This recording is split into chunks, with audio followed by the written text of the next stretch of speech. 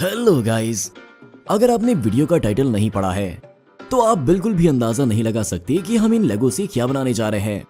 हम इससे एक बहुत तेज धार का चाकू बनाएंगे, एक ऐसा चाकू जिससे आप सब्जियां और बाकी चीजें काट सकते हैं। सबसे पहले हम मेटल की तरह दिखने वाले ज्यादातर ग्रे लेगो ब्रिक को लेंगे, इससे हम चाकू का ब्लेड बनाएंगे। ये सब करते हुए हमें अपना बचपन याद आ गया और हम थोड़ा खेलना चाहते हैं। ल्यूक, मैं तुम्हारा पिता हूँ। फिर हमने इन ब्रिक्स को पानी भरे एक बाउल में डाल दिया। इसके ऊपर की गंदगी को साफ करने के लिए हमने इसमें थोड़ा सा डिटर्जेंट भी मिलाया है, जिससे हमें इन्हें साफ करके आगे एक साथ जोड़ने में मदद मिलेगी। हमने हर हिस्से को ब्रश से अच्छी तरह से साफ किया और इन्हें पानी में धोने के बाद हमने इन्हें एक ग्रिड पर रख दिया और इसे हमने अपने फूड डिहाइड्रेटर में डाल दिया, जहां 1 घंटे में इसकी सारी नमी सूख जाएगी।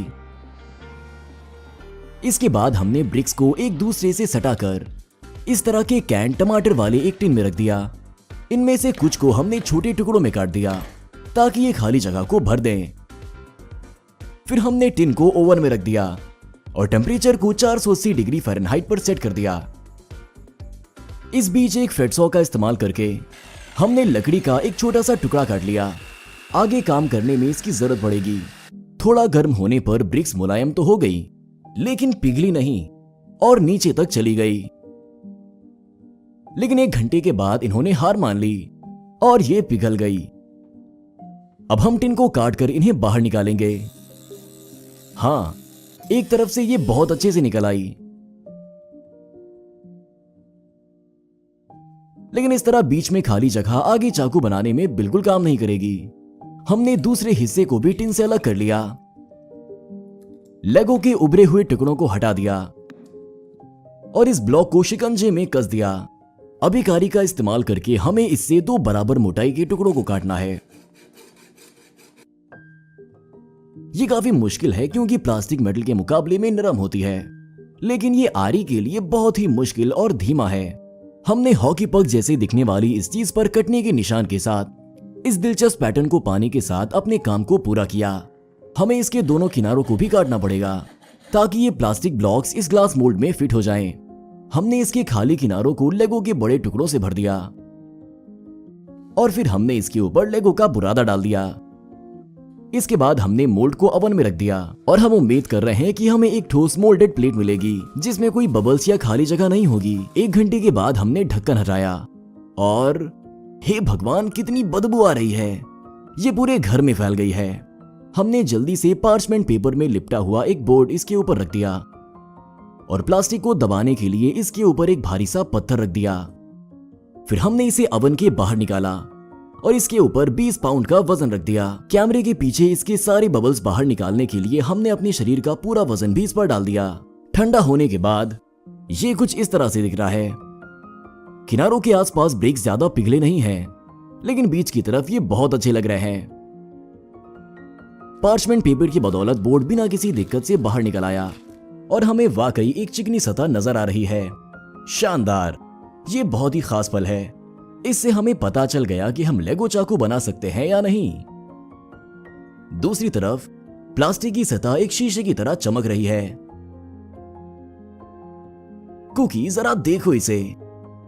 फिर हमने अपनी लकड़ी के चाकू को प्लास्टिक के ऊपर रखा और मार्कर से इसके किनारे किनारे निशान लगा लिया, जिससे उसी तरह का चाकू बनाया जा सके। इसके बाद हमने इसे शिकंजे में डाल दिया और अपने चाकू को एक छोटी सी आरी से काटना शुरू कर दिया।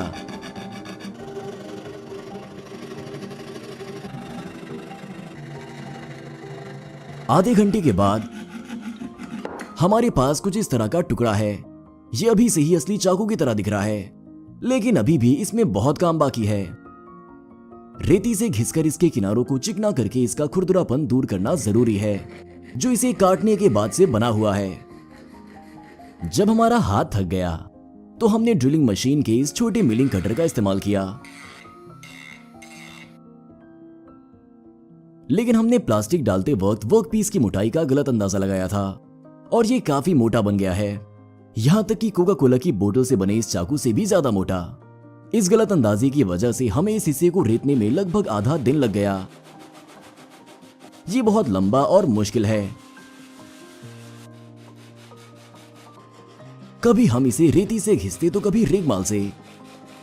आखिर में शाम को जाकर हम वर्कपीस की सही मोटाई तक पहुंचे और फिर चाकू के किनारे को एक महीन रेती से घिसना शुरू किया। इन सब के बाद हमने अलग अलग तरह के रेगमाल का इस्तेमाल किया। हम मोटे किनारों से महीन किनारों की ओर बढ़े और अपनी धार को आखिरी शेप दिया। और आखिर में ये अच्छा लग रहा है। ये प्लास्टिक काम करने लायक है और हमें एक बहुत ही चिकनी और एक बराबर सतह मिल गई है। वाकई ये चाकू बहुत खूबसूरत बनेगा। अब हम इसकी धार तेज करेंगे। इसके लिए हमने एक खास तरह का पत्थर लिया है। हमने इसे गीला किया ताकि इसके छेद चाकू के कणों से ना भरें। और इस सब के बाद ही हमने ब्लेड को तेज करने की कोशिश की। हम इसे आराम से और ध्यान से तेज कर रहे हैं और साथ ही कोशिश कर रहे हैं कि कुछ खराब ना हो। बाद में हमने इस पत्थर की जगह अच्छी चिकनाहट के लिए दूसरा पत्थर लिया और काम जारी रखा। आखिर में हमने ब्लेड को टेप से लपेट दिया ताकि इसे नुकसान ना पहुंचे और आगे के काम के दौरान ये खराब ना हो। तो अब हमें एक हैंडल बनाने और इसे किसी तरह के ब्लेड से जोड़ने की जरूरत है ताकि ये बचा रहे और साफ सुथरा भी दिखे। ऐसा करने के लिए हमें कुछ ब्रिक्स को थोड़ा सा काटना पड़ेगा और उन तरीकों के बारे में सोचना पड़ेगा जिससे इन्हें जोड़ा जा सके। हमें इन्हें एक साथ चिपकाना भी पड़ेगा ताकि टेस्ट के दौरान हैंडल टूटे ना। ब्लेड को हैंडल से चिपकाने के लिए हमने एक 2 हिस्सों वाला सुपर इपॉक्सी ग्लू का इस्तेमाल किया। हमने इसे मिलाया और हैंडल में खास जगह पर लगाकर आराम से चिपका दिया। हमने ब्लेड के निचले हिस्से पर भी ग्लू लगाकर इसे हैंडल से जोड़ दिया। फिर हमने जहां जहां जरूरी था वहां थोड़ा और ग्लू लगा दिया। अगले दिन ग्लू सूख गया, इसीलिए हमने हैंडल के दूसरे हिस्से को भी चिपका दिया। और इसके सूखने के बाद हम बस आखिरी पड़ाव पर हैं। हमने इस पर अलग अलग तरह के लेगो से सजावट की। इतने दिनों की मेहनत के बाद हमारा चाकू तैयार है। ये बहुत अच्छा लग रहा है।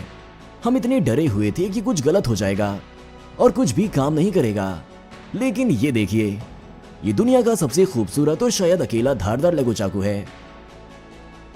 तो चलिए इसका टेस्ट करते हैं। जैसा कि आप देख सकते हैं, ये इस हरी तरुई को एकदम बारीक काट रहा है।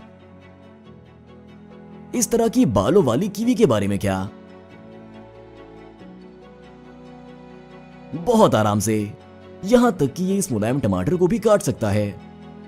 और अब सबसे मुश्किल टेस्ट, क्या ये इस बड़े से खीरे को एक झटके में काट पाएगा? इस तरह के मुश्किल स्ट्रोक के लिए एक सही नजर और चाकू को संभालने में महारत की जरूरत होती है। देखते हैं क्या होता है। हमें उम्मीद है कि आपको ये वीडियो और हमारे काम का नतीजा पसंद आया होगा, क्योंकि ये कोशिश हमने आपके लिए ही की थी।